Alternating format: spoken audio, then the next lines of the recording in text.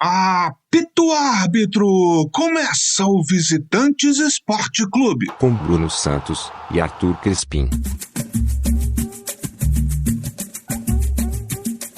Alô, paixões! Alô, doçuras! Bom dia, boa tarde, boa noite, bom momento, amigo ouvinte, amiga ouvinte, amigue ouvinte. Este é o Visitante de número 15, aqui de Londres, dos estúdios Paul Gascoigne, sou eu, Arthur Crispim. E lá do Rio de Janeiro, estúdio Newton Santos, ele, Bruno Santos. Fala, Brunão! Bom dia, boa tarde, boa noite, bom momento, ouvintes, bom momento, Arthur, bom momento, convidada. Quem é, Arthur? Por favor, apresente a nossa convidada do dia. Rapaz, vai ser difícil ter uma convidada mais de casa do que essa, né?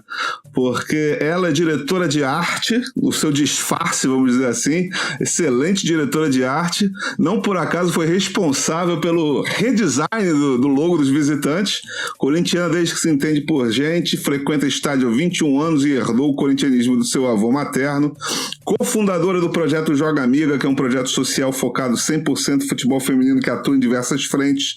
Foi fundado em 2015 como time amador de futebol e consolidado em 2017 com um braço amplo, o espaço para treinos de futebol para mulheres e tudo mais. A gente vai falar sobre isso mais no programa. Faz parte da organização da Copa Lilipá desde 2013, focada no campeonato feminino, a antiga Kátia Silene, antigo troféu Kátia Silene. Escreveu por 4 anos no projeto ESPN FC como blogueira do Corinthians. Foi uma das fundadoras do site Vibradores 2015, pedindo desligamento em 2018. Comentarista de futebol masculino e feminino na Rádio Coringão desde 2010. Palestrou sobre futebol feminino em grandes empresas como Adidas, Coca-Cola e Twitter Brasil.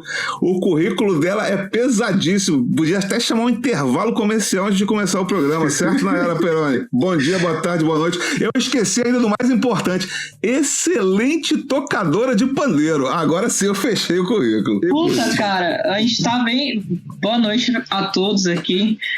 Tava até brincando, né, com o Arthur, que eu falei, cara, pra quem leva isso como hobby, que eu levo como hobby, né? Profissionalmente eu trabalho com design, né, programação, enfim, mas até que eu fiquei bom no negócio, cara, até tô contente, viu? Assim, é difícil a gente bater de frente e olhar e falar, cara, eu fiz esses negócios mesmo, mas, pô, né, um pouquinho de grãozinho em grãozinho a gente tenta acrescentar aí pro futebol.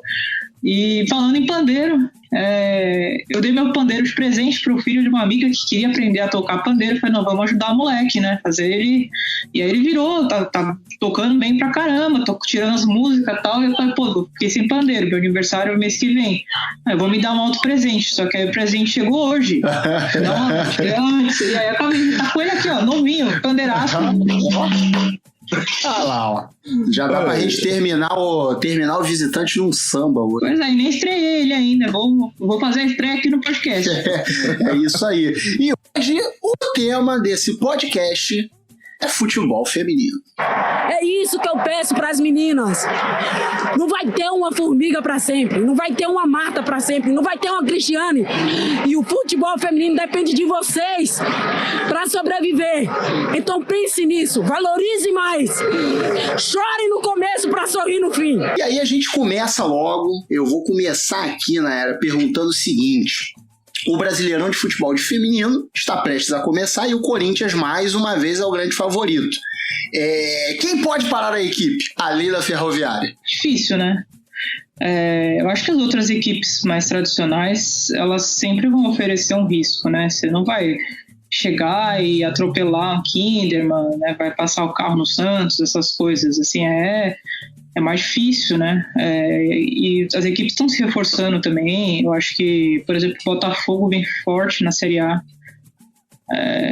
O Botafogo está muito bem. Assim, são as equipes que podem parar. Assim, além da Ferroviária, né, jogando com seu famoso ferrolho, parando o ataque do Corinthians, que já passei bastante raiva, inclusive ao vivo. Nada contra a Ferroviária, tenho muitos amigos lá, mas o time para defender, viu? Então, sei lá, eu acho que os times mais tradicionais têm totais condições de parar o Corinthians, né? E o Corinthians, às vezes o tropeço do Corinthians, às vezes é nele mesmo, né? O time feminino tem um padrão de jogo tão bem marcado que o técnico Arthur Elias consegue trocar as peças, colocar jogadoras de de reservas e titulares, e o time não perde a intensidade, não perde qualidade. Você vê que é um time extremamente bem treinado, né? Mas eu acho que às vezes peca pelo excesso de confiança, talvez excesso de tranquilidade, por assim dizer. A gente sentiu isso na Libertadores, né? Já aconteceu em outros momentos, por exemplo, na final do Brasileiro de 2019. Gente, eu tô tão perdida no tempo por causa da pandemia. Sim, acho que foi 2019. Que a Ferroviária conseguiu segurar, e é isso aí, gente. Então é complicado, assim, né? Essas coisas. Às vezes falta, até brinco que às vezes falta um pouco de malícia, talvez, uma malandragem, sabe? De saber encurralar a bola lá no escanteio, ficar chutando para gastar o tempo, já tá ganhando, essas coisas que às vezes acontecem. Então eu acho que para essa temporada o Corinthians ele vem obviamente com menos, entre aspas, novidades, né? As pessoas começam a estudar o time, conforme o tempo vai passando ele vai deixando de ser uma novidade tão grande assim, mas eu acho que o poder de elenco, de treinamento do Corinthians é muito forte, assim. Então é difícil, assim, quem quiser chegar tem que correr mais. O Corinthians me lembra o Palmeiras do meio dos anos 90, aquele Palmeiras que só brilhou 6 meses, do Palmeiras da Parmalat lá, que fazia 6-0 em todo mundo. É impressionante como esse time é bom, assim. E na Libertadores, por causa do fuso horário, eu não conseguia acompanhar os jogos ao vivo, eu vi os VTs. E aí eu vi o resultado e comecei a ver aquela série de goleadas. Daqui a pouco o Corinthians empata com a América de Cali e perde nos pênaltis. Eu não entendi nada. Fui ver o VT do jogo e... Inacreditável. É impressionante. Seguindo essa linha, Nay, para esse Brasileirão de 2021, quais são as grandes estrelas? Acho que já estão consolidadas. Cara, no Corinthians a gente tem o elenco muito consolidado, né? É difícil dizer, listar quem eu acho que é craque, porque eu acho que o time inteiro é muito diferenciado, assim. Até as jogadoras que não são tão badaladas, elas são extremamente regulares, assim, pro positivo, né? Não pro negativo. Então, sei lá, se eu tivesse que destacar alguma jogadora, seria obviamente a Zanotti, né? Que é a camisa 10 do Corinthians, mas eu falaria também das que são mais jovens e que acho que são o futuro da seleção, que é a Vicky Albuquerque, Gabi Nunes e Yasmin também, são jogadoras jovens promissoras, assim, são muito talentosas, e eu acho que elas, sei lá, a gente vai ver por muitos anos elas com a camisa da seleção. Nos outros times, bom, eu apostaria nas jogadoras da Ferroviária, né, que, assim, acabaram de serem campeãs e tudo mais. A gente tem assim, de jogadoras, tem a Rafa Mineira, né, que tá na Ferroviária. Quando você vai a Júlia Bianchi, ela fez chover, assim, no Campeonato Brasileiro. E eles compraram, eles já estão com um time mais forte também. Tem a Ari Borges, que é jovem também, acredito que a gente vai ver ela muito na seleção ainda. Ela talentosa, acho que tendo um bom direcionamento para todas essas atletas mais jovens, eu acho que a gente vai colher bons frutos, acho que não imediatos, né, mas eu acho que a base, a famosa base bem forte, né. O Santos está numa decrescente, né, então não sei se nem se dá para citar. Se fosse para falar um time que talvez venha mostrando surpresa, assim, acho que é o Botafogo, pelo investimento sério que fizeram. Acho que na contramão do que está o masculino, né, eles conseguiram manter o feminino. A gente fez até uma matéria no site do Joga Amiga com a entrevista e tudo mais da direção de futebol. E assim, você vê que é um trabalho sério que está sendo desenvolvido, não tá jogado, assim, né? E, sei lá, a gente tem lá a Vivian, né, que é a rainha dos clássicos, né? E assim, eu acho que é um nome também pra gente colocar aí na lista de atletas que vão brilhar. E sobre o Botafogo, tem a Vivian, né, que realmente está muito bem, meteu gol em todos os clássicos do Carioca, que o Botafogo foi campeão, em cima do Fluminense. Mas assim, eu acho que calma, né? Estamos chegando agora, vamos, como diz o Romário, né? Chegar agora não vai querer sentar na janela. Vamos devagar. O projeto é se manter na A1 não cair de novo para A2, eu acho que já é um grande passo para o futebol feminino, que realmente tá fazendo um trabalho sério. Eu sigo lá as redes sociais. Realmente é um trabalho sério que o Botafogo tem feito em relação a isso, e isso puxa até a terceira pergunta da gente, que os clubes meio que estão sendo obrigados a ter times femininos, porque se não tiver o time feminino, a partir de um ano tal não pode disputar competições internacionais da Conmebol e etc e tal. E por acontecer isso, a gente tem casos como o Corinthians, como o Botafogo e outros times que têm times próprios ali, e tem times que fizeram parcerias, como por exemplo o Flamengo. Ele pegou um time que já existe e falou: toma aqui, usa a camisa do Flamengo, etc e tal. Você acha que esse tipo de parcerias, eles valorizam o futebol feminino, ou não? Talvez seja o contrário, tá meio que desvalorizando o esporte em vez de você fazer uma coisa mais séria? Cara, eu acho que desvaloriza. Eu não gosto dessas parcerias, porque eu acho que é uma forma do clube ficar encostado, sabe? Tipo, eu não vou ter meu trabalho aqui de fazer um negócio legal, de criar um projeto, né? E colocar galera que manja, assim, né? Tipo, do riscado pra desenvolver isso. Eles vão lá e encostam num time que já existe, e não sei, eu não acho isso legal. O Corinthians começou assim, né? Ele se juntou com o Audax em 2016, quando voltou o projeto do feminino no Corinthians, e aí no ano seguinte virou um time sozinho, né? Só Corinthians.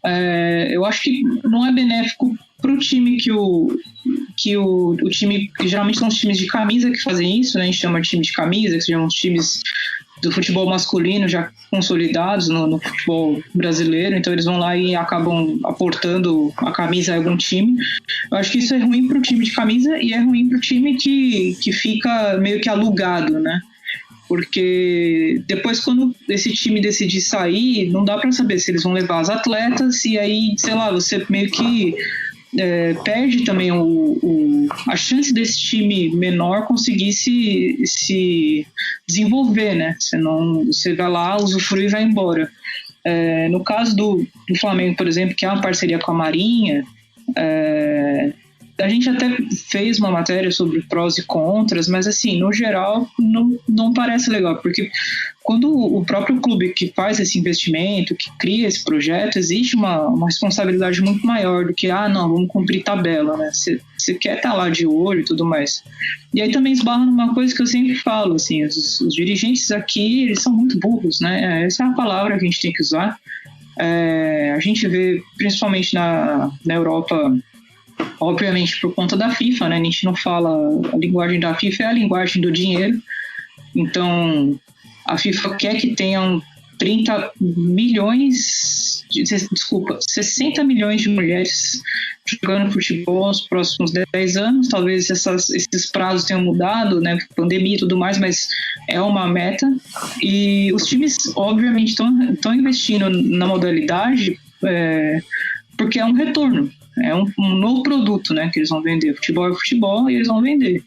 E aqui no Brasil eles têm uma visão extremamente oposta a isso, né? Eles acham que vamos cumprir tabela com o feminino e continuar rasgando dinheiro aqui no masculino, que tá dando tudo errado, mas vamos seguir, e fica aquela lambança. Mas a realidade é que eles não pensam dessa forma mais financeira. A gente vê os nossos clubes sempre quebrados, lascados de dinheiro, mas eles não conseguem enxergar nisso são poucos, na verdade, né, que enxergam nisso uma forma de rentabilizar também, de transformar a modalidade em algo assim cada vez maior, porque isso também vai retornar para os clubes. Então esse pacto, né, que a gente viu da FIFA, Conmebol e tudo mais, e obviamente ele, além, né, da questão do esporte feminino, também visa dinheiro. É uma questão super mercadológica e é inevitável. Então as pessoas, mas vai acontecer, e a gente vai ver isso render muito ainda. Quando vocês falam de Flamengo e Marinha, me dá até um arrepio na espinha. Rimou, mas não foi de propósito.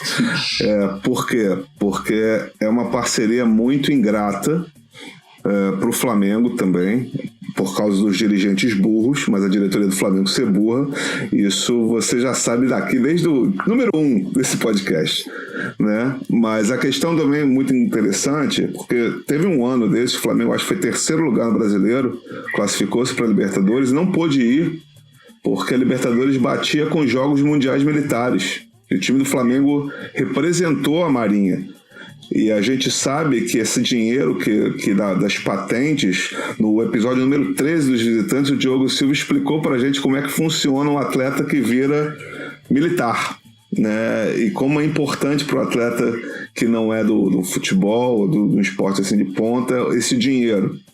Então as atletas acabam ficando no meio desse cabo de guerra por causa da preguiça de clubes de camisa, né? Infelizmente. Aproveitando teu gancho, né, já que você falou da FIFA e do Pacto, a gente vai dar um pulo agora do futebol brasileiro, a gente vai para as Olimpíadas. Eu e Bruno, a gente fez um bolão aqui sobre vários assuntos, uma bola de cristal uns programas atrás. E a gente ambos apostamos que o futebol feminino leva medalha. Mas a gente não é especialista, você é. Então, assim, a gente queria saber de você quais são as chances do futebol feminino no Brasil. Vem medalha aí? Cara, eu sou uma pessoa pessimista de nascença, né? E também você não falou qual medalha, então... Não, a gente só quer saber se vem medalha.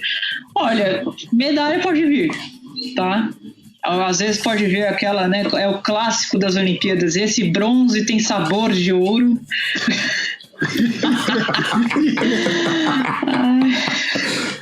E a prata que ninguém gosta, né? É melhor você ganhar o bronze que ganhar a prata. A prata é a pior medalha que tem, eu acho, assim. Você, tipo, putz, é que você ganha derrotado, é um lixo, assim, né? Então, mas ok, prata é melhor, mas eu sou muito resistente a querer até alimentar uma esperança, né, no meu coração sobre ganhar uma medalha de ouro.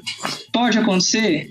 Pode, eu vou ser cobrada por isso, né? Podem cobrar, mas eu acho que não vem, porque por uma série de coisas que a gente tem visto. Por exemplo, a Pia, vamos cornetar a Pia, acho que é a primeira vez que eu corneto a Pia publicamente, então aqui, ó, ao vivaço. Eu acho que ela tá fazendo... Exclusiva, visita. Eu acho que ela tá fazendo uma péssima convocação, assim. Eu desacredito às vezes quando eu vejo. Por exemplo, porque ela insiste, não só aqui dizendo que a goleira Bárbara é uma goleira ruim, mas eu acho que a Pia tinha que testar. A gente já tá em cima da hora, então eu não sei se dá tempo mais, mas eu acho que ela tinha que testar outras goleiras. Acho que tem a questão de você levar algumas pessoas que já são experientes, que podem acrescentar no time e tudo mais, mas eu acho que o gol é a função onde você mais, sei lá, o time começa pelo gol, né? E a gente, quando tem uma goleira lá, um goleiro que você confia, o time todo joga melhor, né? E a Bárbara não está na melhor fase dela hoje. Ela esteve na melhor fase, na Olimpíada que passou, eu acho que ela foi muito bem, mas hoje ela não está. Eu acho que teriam outras goleiras a serem testadas a começar, né? Outra coisa que a Pia faz, e aí isso obviamente não é culpa dos atletas, né? Quando você está no comando técnico ali, você tem que obedecer e é isso. E é correndo o risco de, né, se lascar. Então, mas ela colocar jogadores que não são da posição para jogar naquela posição. Então, vou pegar um exemplo clássico que a gente fala aqui, acho que as pessoas conhecem até mais. A gente tem a Tamires, que na minha opinião é uma das melhores jogadoras que eu já vi, assim, que é do Corinthians. Ela não é lateral. E a Pia põe ela de lateral. Não é a função dela. Ela tá fazendo, tem que fazer, né? A técnica tá mandando. Eu acho que a Pia tem um background, assim, ela tem uma experiência muito boa, ela pode extrair, assim, o máximo das atletas. Eu acho que ela, ficando na seleção, independente de trazer resultados imediatos, ela tem só a melhorar o futebol feminino da seleção brasileira, mas eu não acho que venha a medalha nas Olimpíadas, principalmente por conta dessas coisas. A impressão que a gente tem é que, mesmo com outros talentos e tudo mais, acaba chamando sempre as mesmas pessoas que, sei lá, poucas vezes a gente viu ela inovar e arriscar no que hoje parece mais promissor, quando ela levou as atletas que até mencionei, que são mais jovens e tudo mais, que, sei lá, era uma aposta que eu faria, ao invés de apostar no que a gente já conhece, né? Mas, enfim, eu acho que agora já não é mais momento de nem tentar escalar e fazer teste, é tentar fazer essa equipe, né, que que ela decidiu, que provavelmente vai ser muito similar, entrosar e tudo mais. E a gente passou bastante perrengues, né, com os times em amistosos e tudo mais. Não foi fácil, assim. Não foi tranquilo jogar. Eu acho que o futebol da seleção melhorou muito e isso é muito positivo. Eu acho que a gente passou perrengues necessários. E aí eu não sei, na minha visão, que eu sou a pessoa que sou ateia, mas acredito na zica, né? Tem uma zica desgraçada. Então, por exemplo, eu tava lá naquele... Foi um torneio que fizeram pra estreia da Pia, né? Que foi jogado no Pacaembu. E, cara, a gente perdeu pro Chile nos pênaltis. Sim, você olha pra Endler lá, a goleira do Chile, uma das melhores goleiras do mundo. Pô, ela deitou, assim, no jogo. Ainda que nesse jogo a Aline Reis fez defesas, mas não deu pro Brasil. Então, assim, a gente penou contra seleções aqui, nossas vizinhas da América Latina. Em geral, são seleções mais fracas que a do Brasil desde sempre. Assim, o Brasil domina o tempo inteiro o futebol feminino, mesmo em momentos em que não tinha quase nenhum investimento. Né? Acho que o lance da gente nascer sabendo jogar bola é uma realidade, porque a gente deitava no futebol. As coisas, obviamente, estão ficando diferentes. Os países estão investindo mais, estão abrindo mais portas, e toda essa revolução traz também uma melhoria geral. Né? Mas eu acho que o Brasil não tinha que ter passado perrengues como tem passado. Então, se vai dar certo, se vai trazer uma medalha, pode ser que traga, mas eu não acho que a medalha de ouro vem. E eu espero que, mesmo que nem chegue a nenhuma medalha, que isso não seja o ponto final. Que as pessoas acharem que você botar a técnica lá, sei lá, ela tá 1 ano e meio, por aí, né? 1 ano e meio. A gente tá em 2021. Que ela vai fazer um milagre com esse plantel. Não tem como, as coisas vão mudando e tudo mais. Eu acho que, sei lá, é uma aposta, assim, que ela vai fazer. Espero que ela consiga, sei lá, entrar no modo Pia em competições internacionais, que a gente sabe que é dureza, mas eu não boto fé porque eu sou uma pessoa muito pessimista. Então, assim, quando as coisas dão certo é bônus. Se não der certo, eu nem tava esperando, sabe? Aí pelo menos eu não passo raiva. É mais ou menos como eu torço para o Botafogo, no geral. Não o feminino, o masculino mesmo, que eu já não espero nada, porque daí mesmo é que não vem porra nenhuma. Sobre as nossas apostas, o Arthur apostou no bronze e eu fui um pouco mais otimista, apostei na prata, que eu sei que era a pior medalha, muito ruim ganhar a prata, ou perder o ouro, na verdade, mas e isso também depende muito de... Vai pegar os Estados Unidos em que pedaço, tá ligado? Vai pegar a França em que pedaço? Então depende muito disso. Agora, deixando o futebol e o dos outros, vamos falar do nosso, vamos falar do seu, na verdade. Você conhece, acompanha muito futebol feminino e você é fundadora do Joga Amiga.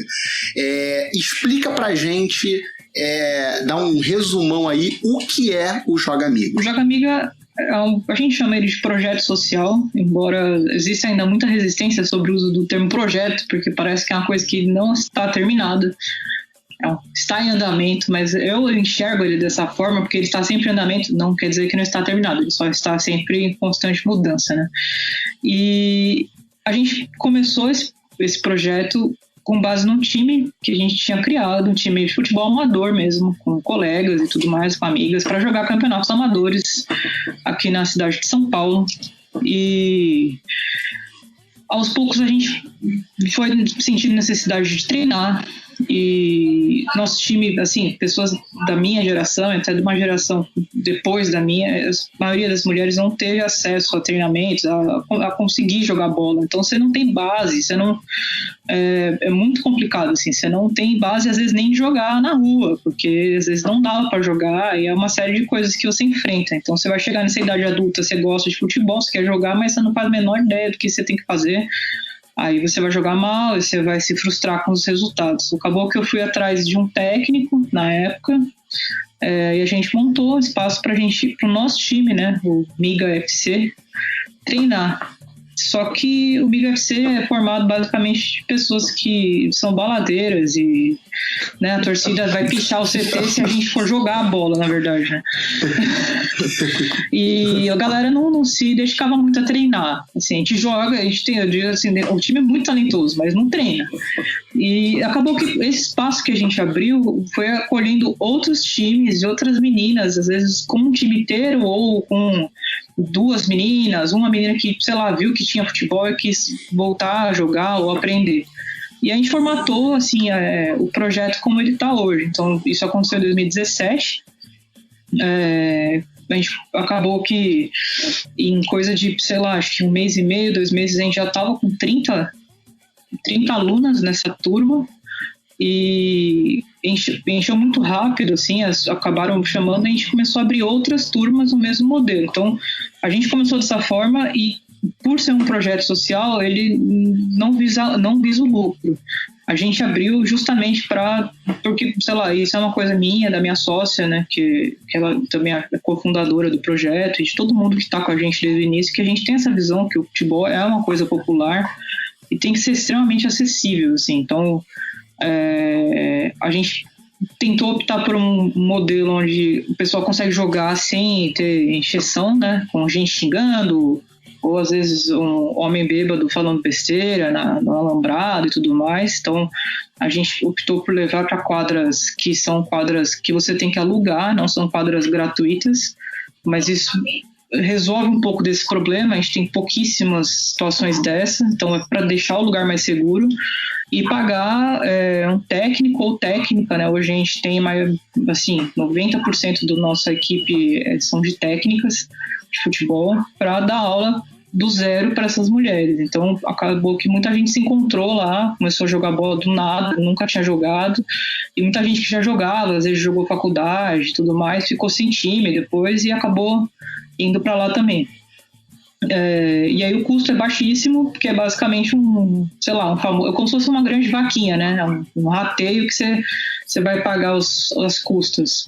E a partir daí a gente começou a ter outros dobramentos. Então o projeto Joga Amiga hoje tem esse braço social, e aí ele tem outros dobramentos que são ferramentas, são plataformas online que a gente criou para tentar pegar outros pontos de necessidade do futebol feminino. Então, a gente tem o mapa do futebol feminino, onde os times amadores do país inteiro podem se cadastrar, e aí quem quer jogar pode pesquisar pelo endereço, pelo CEP ou pela rua, e consegue achar um lugar que tenha as mulheres jogando ali, perto da cidade ou no bairro, enfim.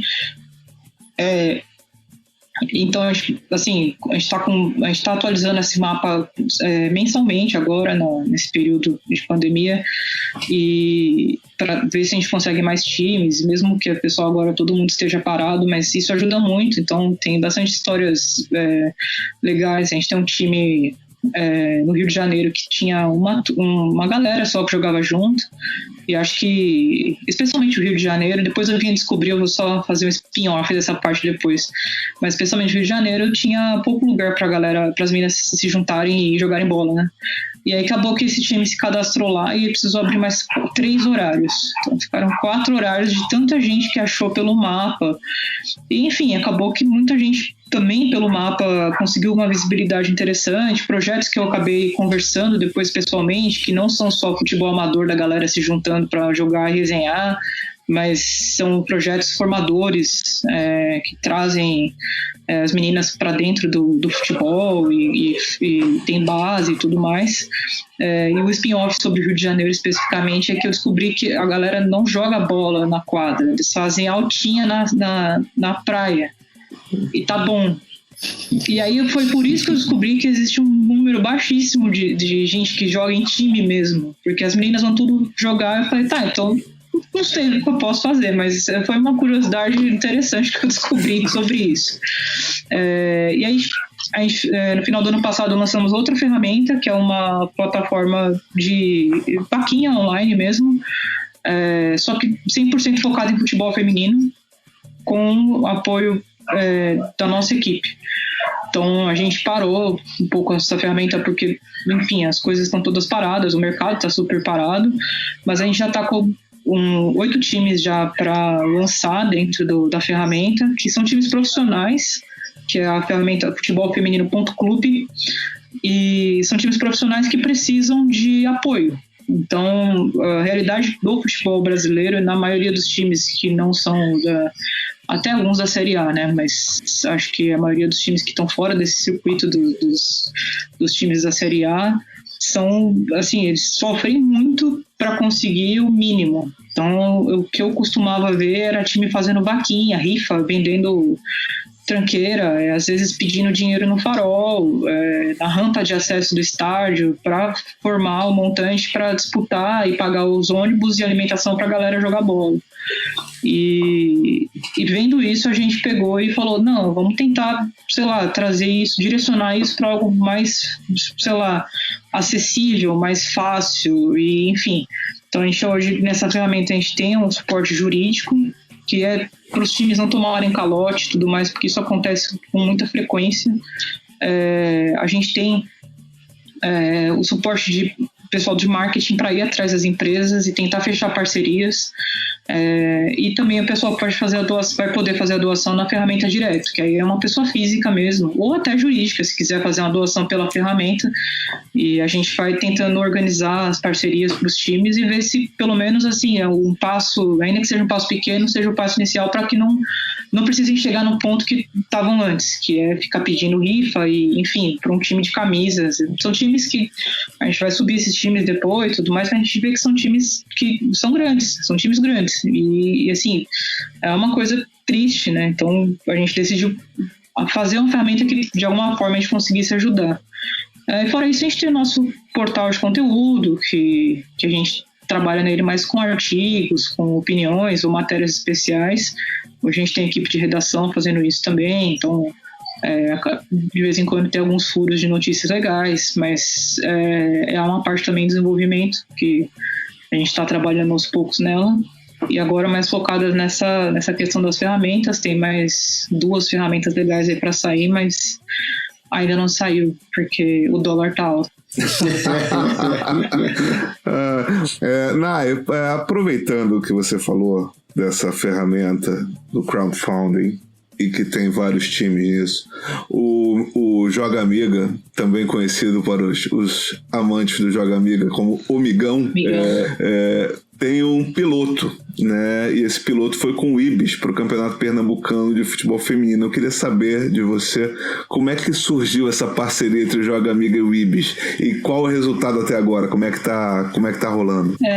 Gente, acho que essa parte do Ibis daria para fazer um livro. Eu não estou brincando.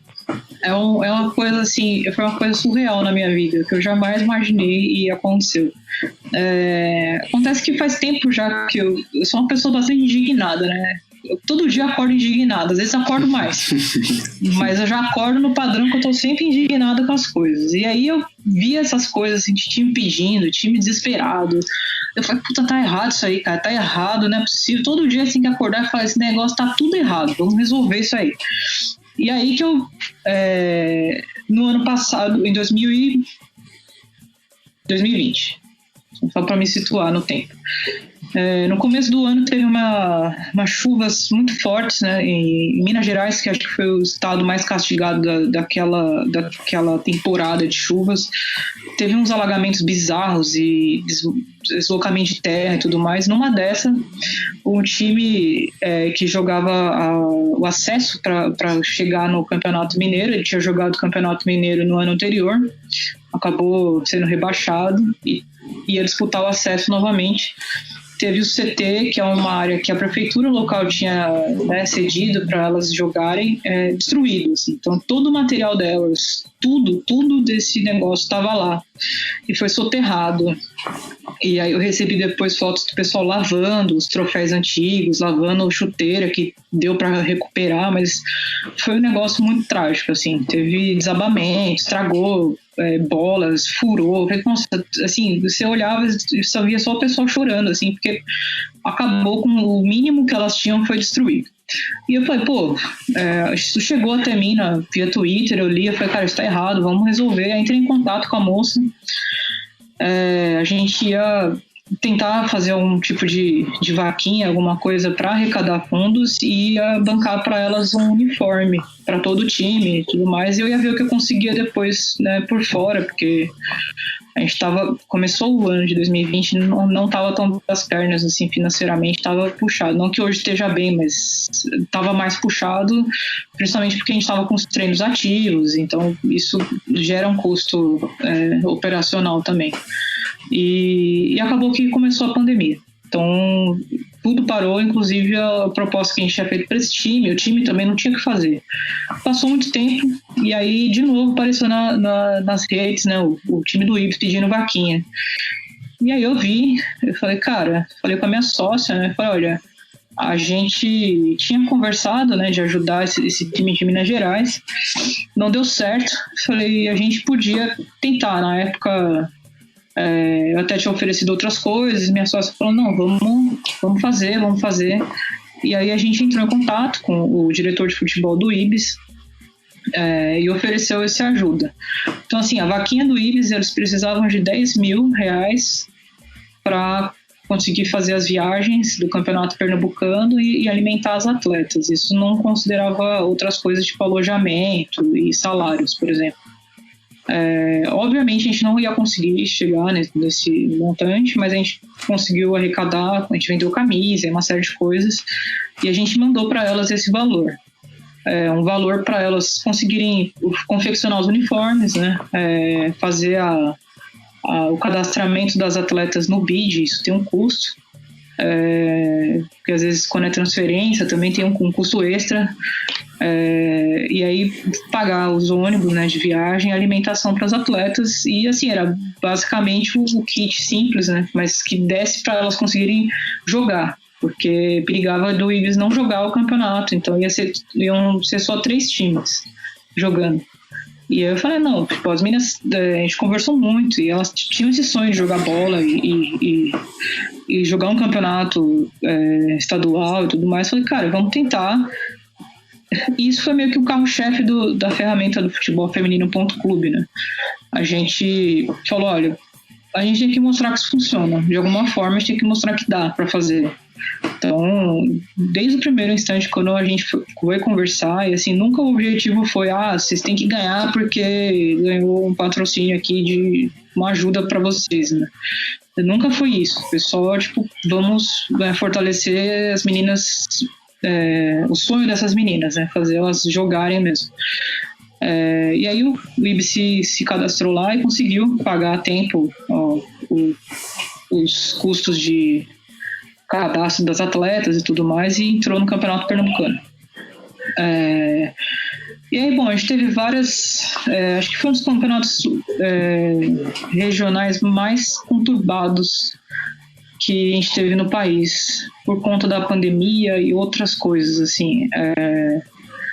Os outros campeonatos seguiram dentro das datas. O campeonato pernambucano parou 3 vezes, se eu não me engano. E aí as coisas foram complicando, porque chegou a virar o ano. Então ele começou era para ter começado em setembro, aí depois adiou para outubro, aí jogou em outubro, parou um pouco, jogou em dezembro, e aí parou de novo, e aí foi jogar só em 2021, né, em janeiro. As coisas estavam muito lentas, acabou que acho que o campeonato terminou só em fevereiro mesmo. E isso gerou uma série de problemas internos também, né? Então, a gente, quando está lidando com futebol, são tantas variáveis que você fala, não é possível que isso está acontecendo, mas acontece. Então, aconteceu de, sei lá, algumas atletas terem o vínculo era só por 3 meses, porque era o esperado do campeonato, acabou que venceu o vínculo. O recadastramento foi, assim, foi uma coisa muito complexa, exigia mais finanças, outras coisas também não desenrolaram, porque dirigente e tudo mais, licenciamento de marca, é uma coisa complexa de tirar da frente, então algumas coisas ainda estão paradas, que era para tentar ajudar mais o Ibis, né? Mas acabou que o Ibis assim, fez honra à história do Ibis, de pior time. Perdeu todos os jogos. Perdeu alguns jogos de 12 por aí, mas porque com essa questão das jogadoras não conseguirem se manter por todo esse tempo jogando, porque a ideia era que elas jogassem, sei lá, 3 meses, e todas quase são pessoas que trabalham por fora, então elas treinam e trabalham por fora, e jogavam e tudo mais. Mas acabou que, como passou muito tempo, acho que passou mais de 6 meses, provavelmente, né? Chegou a uns 7 meses por aí. Algumas jogadoras não conseguiam mais nem ir aos jogos. Então a gente teve o último jogo com 9 jogadoras em campo. Nossa, mãe. A gente assistiu esse jogo no MyCujo, né? Que passa, e foram 9 jogadores, 10 com a goleira. Mas em campo mesmo faltou, tinham 9, enfim, foi complicado, né? Foi complicado esse desenrolar, né? Obviamente não tem as atletas não tem culpa nenhuma disso, as atletas são as maiores vítimas disso, tudo que aconteceu. Nós todos também por causa da pandemia, né? Porque a Federação Pernambucana teve que adiar uma série de vezes por razões de pandemia, e a primeira vez por conta da final de um campeonato masculino. Enfim, foi uma coisa que foi meio que desencadeando uma série de adiamentos. Mas enfim, eu acho que elas conseguiram jogar. As atletas que eu tive contato, que eu consegui conversar, conseguiram realizar esse sonho. É um passo inicial muito pequeno, mas eu, vendo agora de fora, e até pensando de forma interna, assim, de como as coisas devem ser, isso tem que ser encarado como um passo, não o produto final. A nossa meta sempre foi, assim, lidar com essa questão, eu não vou investir porque não dá retorno, ou não dá retorno porque ninguém investe. Então, isso é uma coisa extremamente chata que a gente ouve o tempo todo e não funciona, e a gente decidiu quebrar essa roda. E foi lá, e um projeto social aportou dinheiro para fazer um time jogar bola, mostrar que funciona. Então, para muitas empresas, os montantes que esses times precisam, a gente até brinca que é troco de bala, né? Porque às vezes uma empresa média aí gasta um valor de, sei lá, 10, 20k um café da manhã num evento, por exemplo. Então é um valor que uma empresa consegue até de repente abater de imposto e tudo mais, né? A gente fez a ferramenta já pensando em também fazer essa ponte com as empresas, né? Ajudar os times. O Ibis, inclusive, é um dos times que vai estar na plataforma. Mas o resultado, assim, não vou dizer, não deu o resultado que eu esperava, porque eu não esperava resultado nenhum. Eu esperava o meu resultado. Se você acha que funcionou, eu acho que funcionou porque eu consegui, de alguma forma, realizar o sonho de um plantel de jogadoras, muitas delas muito jovens, que não teriam oportunidade de jogar um campeonato estadual. Essa era a minha meta. E a meta do Joga Milha, né? A meta 2 era mostrar que é possível ser feito. Então, se essa é possível, basta querer. E assim, isso deu um retorno pra gente de mídia espontânea, fenomenal. Então, se a empresa fala, não vou investir porque ninguém vai ver meu jogo. Cara, não é sobre isso, sabe? Sei lá, a gente saiu quase todos os portais grandes de futebol. Saiu no Globo Esporte, na ESPN, na Fox. A gente saiu em quase todos, assim, falando sobre isso. Então, se as empresas não têm esse viés, eu não vou pôr porque não vai passar na TV, não sei, mas você vai falar com um público extremamente qualificado de futebol, que é um público que é muito assíduo, e as pessoas vão falar da sua marca. Querendo ou não, elas vão falar da sua marca, e isso tende a acontecer bastante, principalmente nesse caráter. Tipo, sei lá, é uma empresa que está apostando ali para receber um retorno daqui a um tempo, né? Agora, no campo mesmo, as coisas não deram tão certo, uma série de questões também, e, bom, quando a gente enfrenta no Brasil o futebol feminino que não é tratado de forma profissional, a gente vai esbarrar nisso. Então, a gente esbarrou isso no Campeonato Paulista, que foi o time do Tabuão, que tomou uma lavada lá, perdeu de um monte de jogo, de um monte de gol, mas, poxa, não tinha chuteira para os atletas, sabe, uniforme, não tinha mais, eles tiveram que trocar o CT, não podia mais usar o CT da cidade, enfim. Lá, no ano anterior aconteceu no Campeonato Carioca com o Greminho, né, que perdeu do Flamengo de sei lá quantos a 0. Isso acontece, isso vai acontecer até que o futebol feminino passe a ser tratado assim, por todas as entidades de uma forma mais profissional, né? Não que você vai obrigar o time a fazer isso. Você pode simplesmente colocar algumas regras e você pode também ser uma fonte dos times conseguirem apoios, né? Principalmente as federações, no caso. Então, eu acho que no caso do campo mesmo, assim, a gente brinca, né? Até falei com o diretor de futebol, falei com as meninas, falei, olha, nunca que eu vou querer colocar isso de uma forma pejorativa, sabe? Pô, perdeu, vai zoar, tal. Eu não acho que seja essa a pegada. Mas a gente vai fazer uma brincadeira, porque o Ibis tem a fama de, pô, já a galera fala, se ganhar a gente vai reclamar, tem que perder. Então, a gente vai brincar com isso, é uma coisa natural, não é pra deixar ninguém triste. Mas os resultados não vieram mesmo, então a gente acabou entrando nessa. Falei, cara, assim, é a tradição, cara, isso aqui é raiz, né? Não vai querer fazer um time que vai ganhar agora, sabe? E aí seguiu, mas enfim, é uma história bem louca, assim, que acho que daria um livro. Se eu começar a destrinchar tudo isso, a gente fala, não é possível. E é isso. Agora, uma coisa que você tem batido na tecla e que é uma realidade da gente agora é o lance da pandemia, né? E aí o Migão tava voando. E aí veio a pandemia e parou tudo, acabou treino e etc e tal. Como que vocês estão sobrevivendo nesse momento? Como que o projeto está se sustentando? Cara, assim, desde o início, quando as coisas fecharam, a gente tomou a decisão duríssima de pausar os treinos, né? Não dizer parar, mas a gente pausou os treinos e não voltou até que estivesse em fase verde na cidade.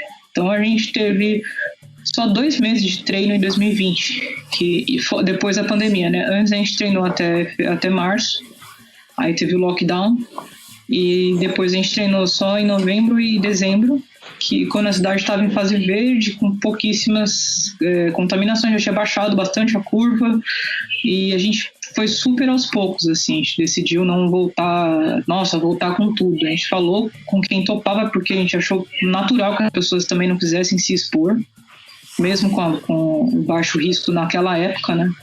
Mas a gente entendeu quem não quis voltar, e a gente voltou só com 2 horários, para juntar o pessoal a jogar, e também dentro das quadras, e a gente tinha uma série de regras a cumprir, né? Então a gente teve que levar face shield, né, para as professoras, tinha máscara, uma série de coisas. Não podia ter mais de 15 atletas por time que fosse treinar naquele lugar, então 15 era o número máximo possível.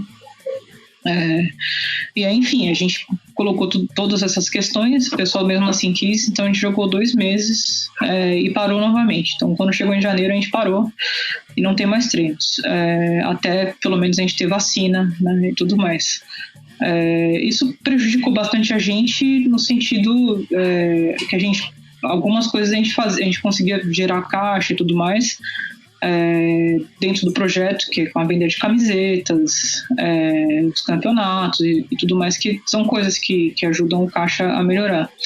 Nesse intermeio, né, que entre o março e hoje, a gente conversou com as quadras e com os professores e tentou fazer uma forma meio a meio, assim. A gente tinha um caixa, né, e a gente raspou o tacho do caixa, assim, zerou, e a gente manteve pagando um valor combinado, simbólico, que ficaria de crédito futuro com as quadras, para que as quadras não ficassem sem receber nada.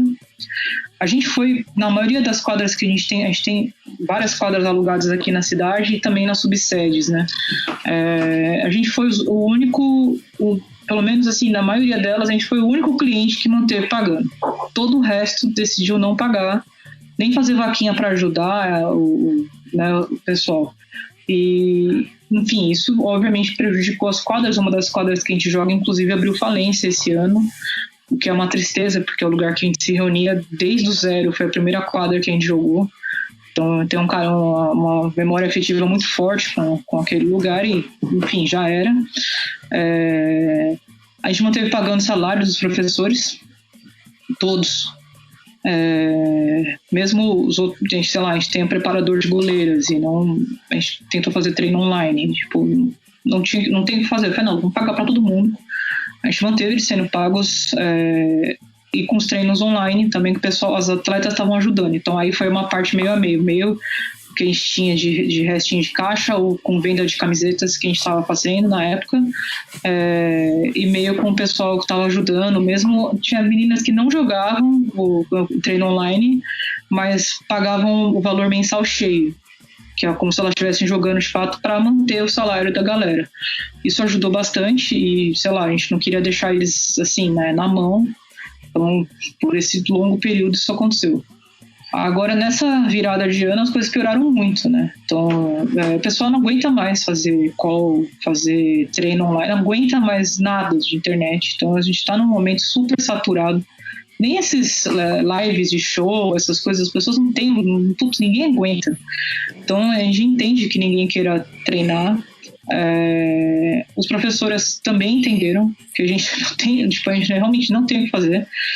Então a gente não está se sustentando hoje porque a gente não tem de onde tirar. A gente teve até umas campanhas para vender camiseta no final do ano passado, ajudou bastante até, fez algumas promoções, mas a gente chegou também num momento econômico do país que as pessoas não têm dinheiro para comer. Literalmente. A gente queria que fosse exagero, mas não é. As pessoas não têm dinheiro para comer. Então, eu sei lá, tem gente que não tá nem aí, né? Então, a gente soube de quadras que continuaram abertas, no sigilo, né? E aí o pessoal ia treinar. Aí esses caras que não pagavam iam lá encher, fazer tumulto, fazer festa, uma série de coisas que estava acontecendo. Mas a gente, assim, eu não acho que isso tenha que acontecer e não tenho nem coragem hoje de ir lá e falar, gente, vocês podem ajudar aqui, porque, tem gente passando fome, sabe? As pessoas que eu sigo, que eu acompanho o trabalho, elas estão fazendo vaquinha para conseguir cesta básica. Muitos amigos meus de organizada estão fazendo isso para levar toneladas e toneladas de comida para as pessoas. Então, assim, é um momento que a gente teve que sentar e lidar com isso, que é uma coisa dura de lidar, que você vai falar, cara, sei lá, para 2020 eu tenho meu caderno aqui cheio de anotações com todo o cronograma de 2020 que eu fiz em janeiro, tola. Quem imaginaria, né? Vai fazer um planejamento para 2025. E aí a gente tinha uma série de coisas engatilhadas, coisas muito boas. Então a gente conseguiu começar em 2020 um projeto chamado Turma Anjo, que é uma turma, mesmo esquema dos treinos, com a mesma qualidade, só que em lugares de bairros nobres aqui da cidade de São Paulo, que o pessoal vai pagar mais para jogar porque é do lado de casa e tudo mais. E as sobras desses treinos a gente estava redirecionando para treinos gratuitos. E uma dessas turmas que a gente abriu gratuitamente foi em Franco da Rocha, que as meninas podiam jogar de graça porque eram pagas, a quadra e o salário da professora eram pagos com os restos das sobras da turma Anjo, né? Então seriam que um esquema de uma grande corrente do bem. As turmas tinha mais 4 turmas para iniciar, turmas Anjos em lugares nobres, que funcionaria perfeitamente em sintonia com o lance da gente abrir outras turmas periféricas para deixar um espaço legal, com horário bom e seguro para as meninas jogarem, para quem tivesse mais sem grana, né? Enfim, tudo isso miou, acabou, né? Então, para mim, para todo mundo do projeto, foi um baque muito profundo, assim. Você tá com uma série de sonhos ali, isso aí tudo, assim, acabou, né? E aí, enfim, as coisas seguiram. Eu meio que me resignei, né? E eu falei, cara, a gente tem bastante coisa ainda na manga, né? A gente tem as ferramentas que lançamos, tem mais coisas para lançar. Eu acho que, assim, a vontade a gente tem, e a gente pode investir o nosso tempo agora, né, nisso, de de fazer acontecer, virar essas ferramentas e ir atrás de mudanças dentro do que é possível hoje. Então, o futebol profissional é uma demanda também, não só o amador, né? A base é uma demanda. Tem uma série de demandas que a gente pode cumprir hoje com as plataformas que a gente tem online, enfim, com sistemas que a gente tem programado. Então, acho que é uma forma da gente manter o coração quente e animado para seguir trabalhando nisso, né, no que a gente acredita. Mas foi um baque, assim, hoje a gente não se fala, vocês sustentam como? Não tem, a gente não tem patrocinador, a gente não tem nada, assim, é vontade mesmo de querer fazer e se falar, mas o que você está vivendo hoje para, sei lá, eu preciso pagar uma licença, preciso não sei o que, isso é freela, meus patrocinadores, clientes dos meus freelas, agradeço vocês todos os dias, que minha esposa não me ouça, que às vezes eu gasto uns dinheiro ali, aqui, né, para soltar as coisas, para fazer funcionar. Mas tem que fazer, cara. Então, da onde vai tirar? Não tem mais. Então, para fazer isso funcionar, tem que rodar. Então, quem passa freela e tudo mais, acaba que eu tiro um dinheirinho aqui, precisa pagar o servidor, precisa resolver esse problema, etc. Vai saindo do bolso mesmo. A gente, obviamente, tenta, né, mandar até para as marcas, olha, tem essa ferramenta, tem isso, tem aquilo, mas é difícil. Hoje está difícil para as marcas, não está difícil, mas está difícil entre aspas, né? Então eles acabam investindo mais em, sei lá, o cara vai ter um dinheiro para pôr no Big Brother ou um projeto aleatório, ele vai pôr no Big Brother. Posso julgar? Não posso. Mas, né, prioridades financeiras das marcas também. E é isso. Então, no momento, a gente não tem nada. A gente só tem vontade e ideias. O tempo voou aqui, né? E, eu queria te agradecer muito pela aula. Mais uma razão para os ouvintes da gente. A gente vai colocar o link do crowdfunding na descrição do episódio. Vamos quebrar o cofrinho. Eu sei que tá difícil para todo mundo, mas vamos ajudar aí para que saia uma série de livros, a Enciclopédia Barça do Joga Amiga, com esses times e suas aventuras nos próximos anos. Queria te agradecer demais pelo carinho que você sempre teve com a gente, agradecer pelo logo, nosso logo que faz o nosso sucesso. E, a gente com certeza vai te chamar outras vezes pra gente falar sobre Joga Amiga e futebol feminino, porque você é muito de casa mesmo. Não é não, Brunão? Exatamente. E aí eu até convido os nossos ouvintes, o pessoal aí volta e meia tá falando, cadê o clubinho do visitante? Cadê o apoia-se do visitante? Então, nesse momento, o nosso apoia-se é pro Joga Amiga. Procurem as ferramentas do Joga Amiga e vão ajudar lá. Depois a gente faz o nosso. Prioridade. Vamos para quem está precisando mais. Muito obrigado, Nayara. Valeu mesmo. Diga aí suas citações finais e onde a gente te acha, onde o pessoal pode te achar aí para ver você cornetando o Corinthians aí, capes louco toda hora. Eu que agradeço o convite, gente. Foi muito boa a resenha aqui. Eu sei que eu sou bastante prolixa, eu peço desculpas porque eu não paro de falar. Vocês podem achar o projeto Joga Amiga nas redes sociais, @jogamiga. Miga com M-I-G-A, às vezes o pessoal confunde, coloca com Mina, alguma coisa assim, então é Joga Amiga. E Twitter, Instagram, @jogamiga. O site também é jogamiga.com.br, lá você vai achar os links para as outras ferramentas, estão todas no site. Então, vocês conseguem achar também para a lojinha, que a gente está com frete grátis aqui em todo o Brasil. Comprar as camisetas lá do Migão, que a gente está com estoque ainda. E nas redes sociais, das minhas redes, é o @corintiana, né? Que, assim, a gente lida com o clubismo, né, de forma mais tranquila, a gente vai fazer piada, a gente não sabe, mas é tudo uma amizade. Então, se a pessoa não se estressa com futebol, pode me seguir. Se estressa, eu realmente não recomendo, só pelas piadas ruins de vez em quando que eu faço. E é isso, gente, agradeço demais o convite aí de vocês, foi show de bola participar e bora marcar outros aí que foi sensacional. É isso aí, Brunão. É isso aí. Vamos finalizando por aqui. Hora de chamar, então, né? Chama agora. Chama aí que eu tô cansado. Chama na vinheta. Eu vou chamar o VAR, eu vou chamar o VAR. E se ela se duvidosa, ela não quer acreditar. Beleza, legal. Começamos aqui de volta mais uma hora do VAR, a hora do VAR, que é o momento em que você, ouvinte, se teletransporta para dentro do visitante. E como você pode fazer isso? Você pode fazer isso via Twitter, @visitantesec ou visitantesec, dependendo de onde você estiver. segue a gente lá, compartilha com todo mundo e manda sua pergunta. Você pode mandar por DM, pode mandar reply e pode fazer como, por exemplo, nosso amigo Edu, Felipe Lobo fizeram, que é compartilhando o podcast. Façam isso sempre. Você também pode fazer pelo Instagram, @podcastvisitante. Segue a gente lá, a gente sempre solta os episódios lá, um teaserzinho, links pra tudo, você pode fazer isso por lá também e pode comentar, manda direct pra gente, manda mensagem, comente os posts, sempre muito importante. E por último, você pode mandar pelo podcast.visitantes@gmail.com, que é o nosso e-mail. Você pode mandar o que você quiser lá, ajudas, comentários, tudo isso. E mais importante de tudo, espalhe a palavra. Correto, Arthur? Corretíssimo. Espalhe a palavra, não espalhe o vírus. Vamos sempre mantendo esse mantra até que a vacina cubra todo o território nacional.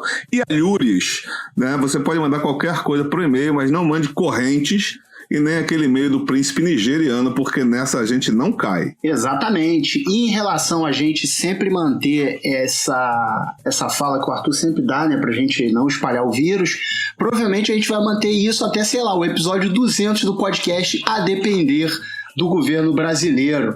Mas vamos que hoje temos comentários, hoje temos várias coisas para falar. Primeiramente, agradecer a você que comenta, você que manda suas dicas e manda seus comentários sobre os episódios e também para você que compartilha. Então, agradeço aqui Edu, Lobo, todo mundo que faz compartilhamento, o próprio Aidano compartilhou o próprio episódio lá no Twitter.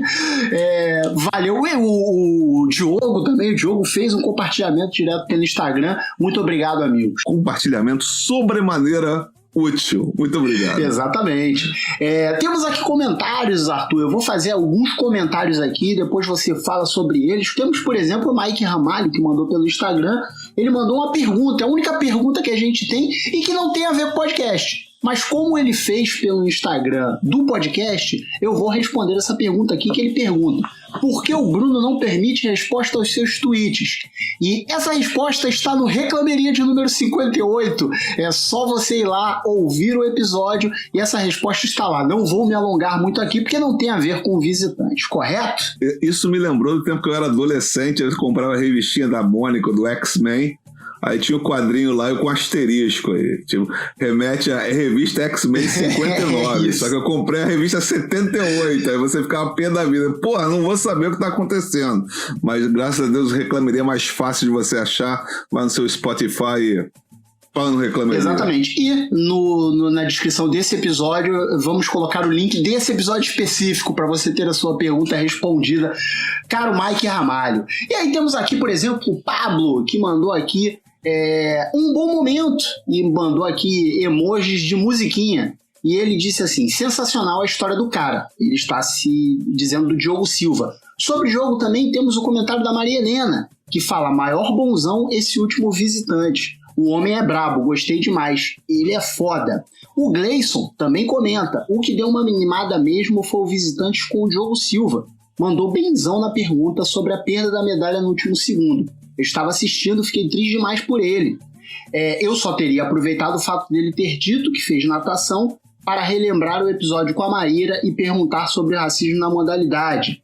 Nosso amigo Juca, que foi amigo de bancada, parceiro de bancada do Arthur no Bravata Connection, também manda aqui: amigo, ouvi os 2 episódios seguidos, parabéns, ficaram bons demais. Ótimos convidados, histórias muito boas. Ele está se referindo aos episódios com o professor Miguel Ângelo e com o Diogo Silva. O Washington também comenta aqui: Diogo Silva é muito diferenciado, uma pena ele não ter faturado uma medalha olímpica. E vocês vêm mandando bem nas entrevistas, sempre preparados. E é isso que temos do episódio do Diogo. Calma que temos mais comentários, mas vou deixar a palavra com o Arthur Silva, com o Arthur Crispim agora. Arthur Silva, não sei de onde veio esse Arthur Silva. Arthur Silva, medalhista de podcast. Quem me dera. Bom, realmente os episódios foram maravilhosos, né? A gente não aproveitou o tempo lá do Diogo, a gente até pensou em fazer essa ligação com o episódio de natação né, que a Maíra já tinha até comentado sobre o Edivaldo Valério, Bala, e a questão do racismo, mas é que o episódio do Diogo estava voando em termos de tempo, né, e a gente quis aproveitar ao máximo sobre o Taekwondo, e como a Maíra já tinha explanado muito bem essa questão do racismo, a gente se omitiu, mas se omitiu intencionalmente nesse caso. De qualquer maneira, fica anotado que da próxima vez a gente não deixa passar. Exatamente. E aí, quando as pessoas falam sobre, vocês estão mandando bem nas entrevistas, o Washington mandou aqui, sempre preparado e tal, não sei o que lá, isso a gente deve, obviamente, sempre à nossa produção. A produção aqui é uma maravilha, esse ser miraculoso que aparece do nada. Desculpa, produção, prometo não falar mais nada. E que você pode ouvir, por exemplo, no episódio com a Aline Falcone, que não é um ser que aparece do nada. Então a gente está preparado porque a gente tem uma equipe preparada.